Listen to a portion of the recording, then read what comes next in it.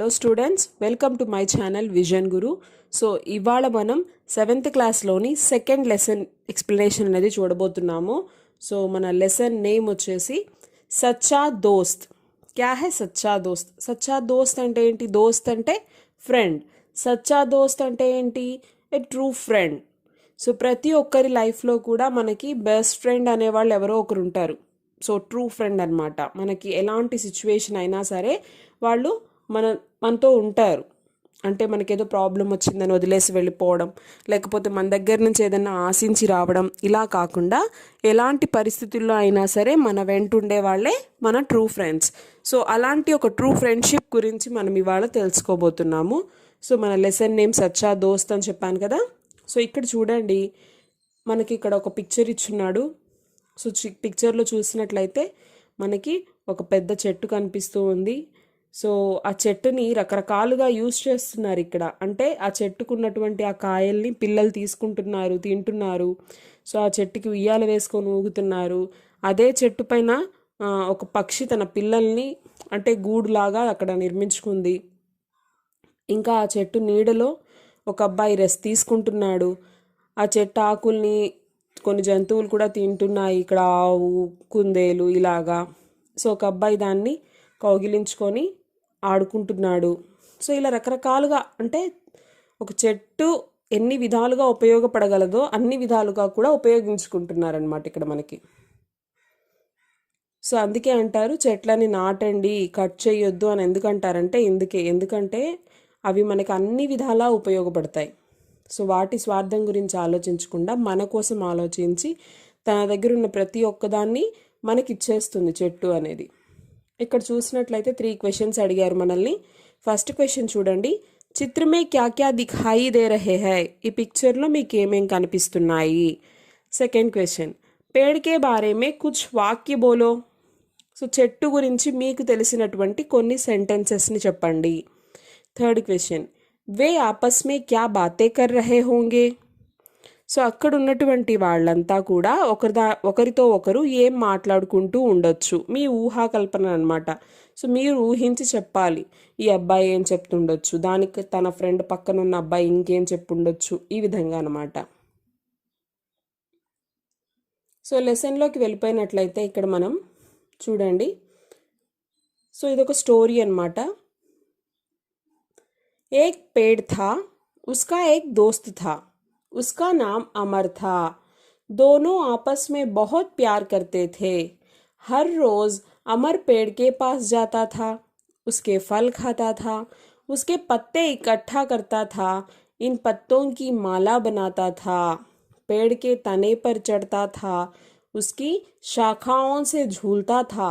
दोनों आपस में आंख मिचौनी खेलते थे.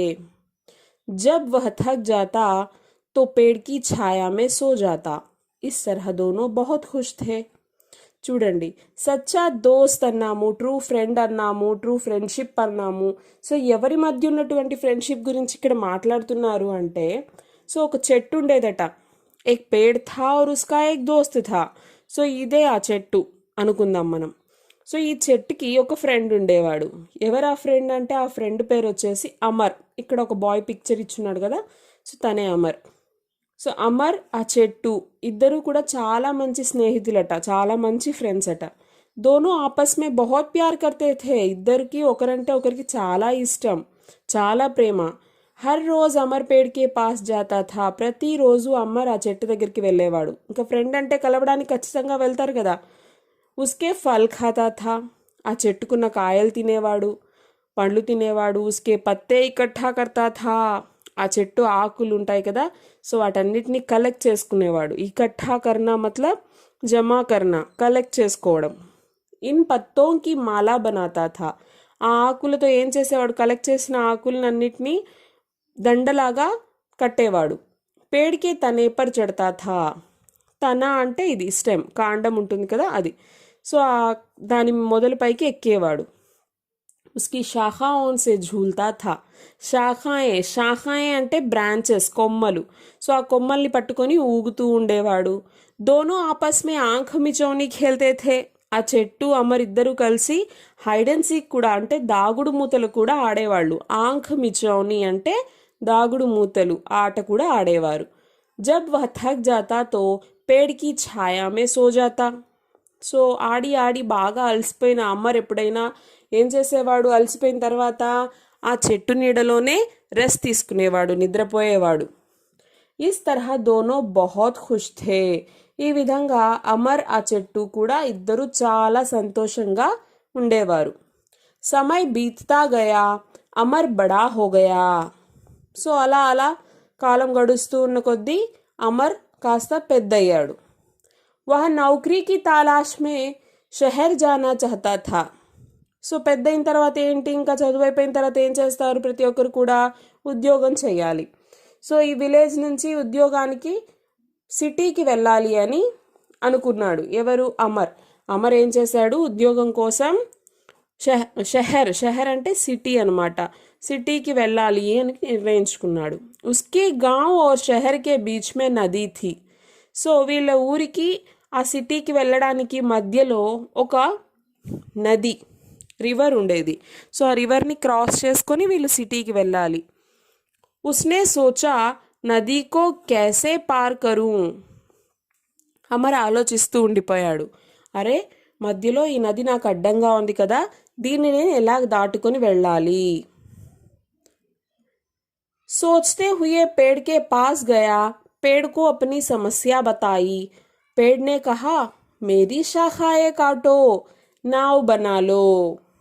సో అది ఎలా దాటాలబ్బా నదిని అని చెప్పి ఆలోచిస్తూ తన ఫ్రెండ్ దగ్గరికి వెళ్ళాడట.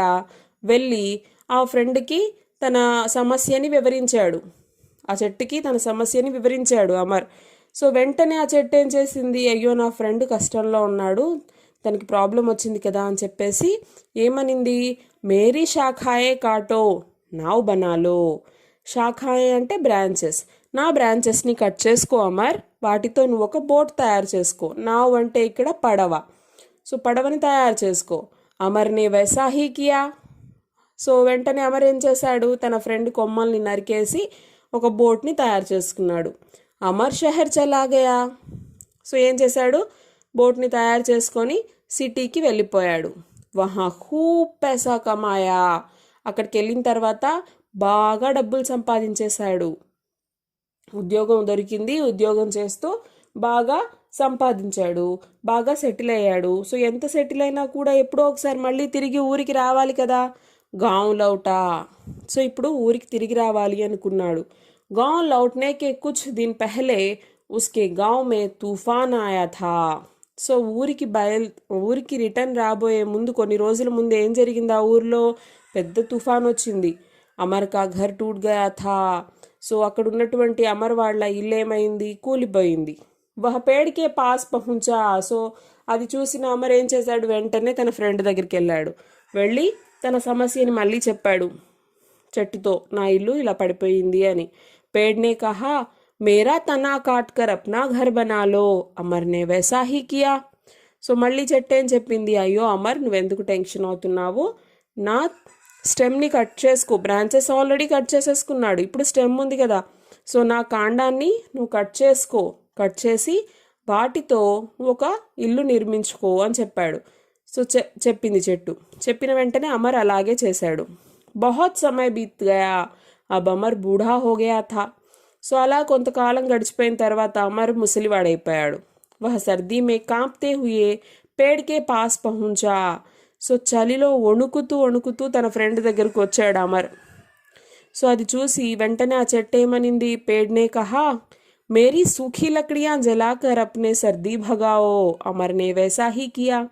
సో ఇంకేం మిగిలిపోయింది, కొమ్మలు నరికేశాడు, కాండాన్ని నరికేశాడు, మిగిలిపోయినటువంటి ఆ మిగిలిపోయి ఉన్నటువంటి ఆ కట్టెలు ఉంటాయి కదా, సో ఆ చెట్టు వేర్లు కావచ్చు, కింద మొదలు కావచ్చు, సో వాటిని కూడా కట్ చేసుకొని కాల్చుకొని నువ్వు ఆ వేడితో నీ చలిని దూరం చేసుకో అని చెప్పేసి ఆ చెట్టు అనింది. సో అమర్ అలాగే చేశాడు. इस तरह पेड़ ने अपनी सच्ची दोस्ती निभाई, अपना सब कुछ दान कर दिया. अपने सच्चे दोस्त को खोकर अमर बड़ा दुखी हुआ. उसने पेड़ लगाने का निर्णय लिया. సో అలా చేస్తూ లాస్ట్కి అమర్ అవసరాలన్నీ తీరాయి, కానీ ఒక మంచి ఫ్రెండ్ని అమర్ కోల్పోయాడు. కానీ చెట్టు మాత్రం తన నిజమైన స్నేహాన్ని నిరూపించుకుంది. తన ఫ్రెండ్ ఆపదలో ఉన్న ప్రతిసారి కూడా హెల్ప్ చేసింది. సో దాన్ని రియలైజ్ అయ్యాడు అమర్. చాలా బాధపడ్డాడు. అయ్యో, నా నిజమైన మిత్రుడిని నేను కోల్పోయాను అని చెప్పేసి అప్పటి నుంచి చెట్లు నాటడం అనేది మొదలుపెట్టాడు. సో అందుకనే పిల్లలు, చెట్లు ఎప్పుడూ కూడా మనకి సహాయం చేస్తాయి. వాటి గురించి అవి ఆలోచించుకో కాబట్టి మనం చెట్లని ఎప్పుడూ కూడా నరకూడదు. చెట్లను వీలైనంత ఎక్కువగా చెట్లని పెంచాలి. ఓకేనా? మీకు అర్థమైంది అనుకుంటున్నాను. ఏమైనా డౌట్స్ ఉంటే కామెంట్ సెషన్లో పెట్టండి, నేను వాటికి క్లారిటీ ఇస్తాను. సో నెక్స్ట్ క్లాస్లో కలుద్దాం, నెక్స్ట్ వీడియోలో కలుద్దాం. Thank you.